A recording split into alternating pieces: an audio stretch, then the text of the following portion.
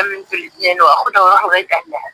يلا بينا نعمل التحدي. إيه هو هتتصل التحدي؟ بحد من البيت تقول له ان انت كنت متجوز عرفي واهلها عرفوا وهي سابت البيت وجايه لك، والمفروض ان انت تاخدها وتطلع البيت. ماشي. يلا.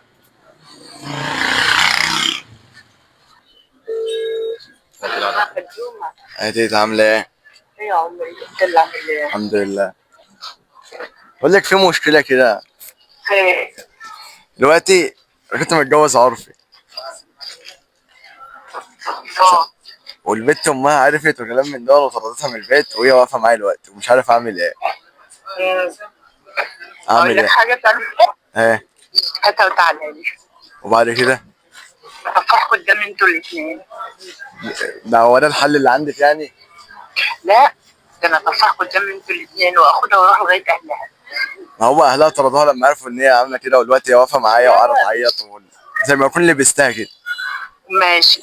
مش هي قاعده تعيط هاخدها برضه واروح لاهلها، لان هم عشان كده وصلوها للي هي فيها. ده الحل اللي عندك؟ ده الحل اللي طب ما أنا كده اللي هروح في داهية. هتروح والله. نتيجة فعلك. ماشي. يعني أجيبها وأجيلك؟ تعالى لي. طيب. لو